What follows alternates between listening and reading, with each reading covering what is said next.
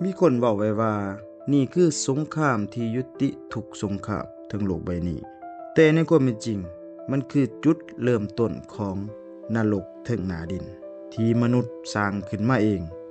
เพียงแต่ลูกปืน2 ลูกได้ลากเอาหลายกว่า30ประเทศเข้าสู่สนามรบผ่านเงินงบประมาณมหาศาล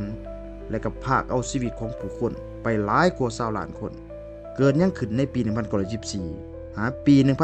1918ไผเป็นผู้จุดชนวนและเปลี่ยนแปลงโลกนี้ไปตลอดกาลมื้อนี้หามาเราจะพาทุกท่านเปิดปึ้มประวัติศาสตร์โลกย้อนห้อยอดีตไปสู่สงครามโลกครั้งที่ 1ก่อนจะมีเสียงปืนแตกรบในยุคนั้นเบิ่งคือจะสงบสุขและก็เจริญรุ่งเรืองเป็นอย่างดีมันคือยุคการปฏิวัติอุตสาหกรรมทุกประเทศแข่งขันกันสร้างโรงงานผลิตอาวุธและก็สร้างกองทัพที่ยิ่งใหญ่แต่เมื่อโรงงานมีหลายขึ้นสิ่งที่พวกเขาต้องการก็คือวัตถุดิบและก็ตลาดการค้าแบบใหม่นั่นจึงนำไปสู่ยุคของการกำเนิดจักรวรรดินิยมใหม่มหาอำนาจอย่างอังกฤษฝรั่งเยอรมันและรัสเซียแข่งขันกันออกเพื่อไปยึดครองประเทศต่างๆอยู่ในทวีปแอฟริกาทวีปอาซีมาเป็นหัวเมืองขึ้น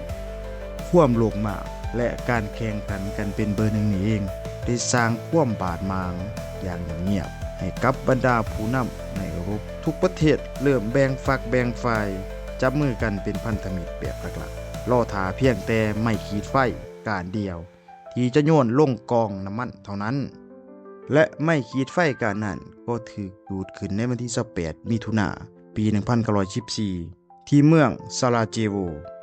มงกุฎราชกุมารแห่งจักรวรรดิออสเตรียฮังการีพระนามว่าอาร์กริกฟานเฟอร์ดินานด์ได้เสด็จเยี่ยมยามเมืองดังกล่าวโดยบ่ฮู้เลยว่ามีมัจจุราชกำลังดักล่อถาพระองค์อยู่มือปืนชาวเซอร์เบียชื่อว่ากาลิโรปรินซิปได้ย่างเข้าไปไก่รถราชพาหนะและลั่นไกปืน2 ลูกปิดสีบองค์ราชทายาทและกับพระชายาย่างโหดเหี้ยมเหตุการณ์นั้นออสเตรียฮังการีเครียดแค้นหลายและประกาศสงครามกับเซอร์เบียอย่างทันทีและด้วยความที่ยุโรปมีสนธิสัญญาพันธมิตรที่ผูกมัดกันไว้มันจึงเกิดโดมิโนเอฟเฟกต์รัสเซียมาช่วยเซอร์เบียเยอรมันมาช่วยออสเตรียฝรั่งและอังกฤษก็เข้ามาร่วมวงภายในเวลาบ่เท่าใดมือสงครามก็ลุกลามไปทั่วยุโรปเมื่อสงครามเริ่มขึ้นในปี1914ทหารหนุ่มหลายล้านคนย่างเข้าสู่สนามรบด้วยใบหน้าที่ยิ้มแย้มแจ่มใสโดยคิดว่าเดี๋ยวก็คริสต์มาสแล้วสงครามก็จะจบลงแต่พวกเขาจะผิดแบบมหันต์สงครามครั้งนี้ถูกแบ่งเป็น2ฝ่ายก็คือฝ่ายสัมพันธมิตรนำโดยอังกฤษฝรั่งรัสเซียและฝ่ายมหาอำนาจกลางนำโดยเยอรมัน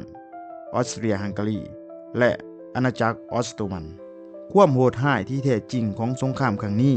คือยุทธวิธีการรบแบบสนามเพาะทหารทั้ง2ฝ่ายต้องขุดห้องลึกยาวหลายกว่า100 กิโลเมตรแล้วเข้าไปหลีอยู่ในนั้นเป็นเดือนๆสภาพเต็มไปด้วยขี้ต้มโตหนูศพคนตายและก็พยาธิระบาดเมื่อมีคำสั่งให้บุกพวกเขาต้องปีนขึ้นจากคุมแลนฟ้าดงลูกปืนกลยิ่งมาดังหาฝนเท่านั้นบ่พอสงครามครั้งนี้ยังมีการนำใส่แก๊สพิษรถถังและก็ยนต์รบเป็นครั้งทำอิฐในประวัติศาสตร์มนุษยศาสตร์อีกด้วยปี1916ถูกบันทึกไว้ว่าเป็นปีที่นองเลือดหลายที่สุดโดยเฉพาะสนามรบเฟอร์ดันและสนามรบแม่น้ำซอน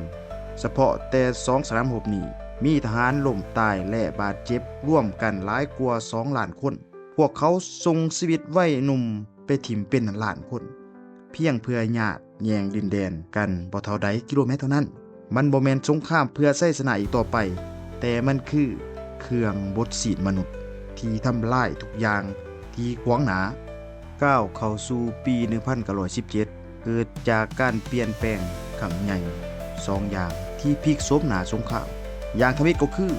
รัสเซียเกิดการปฏิวัติภายในประเทศจนต้องถอนตัวออกจากสงครามและอย่างที่2ก็คือสหรัฐอเมริกา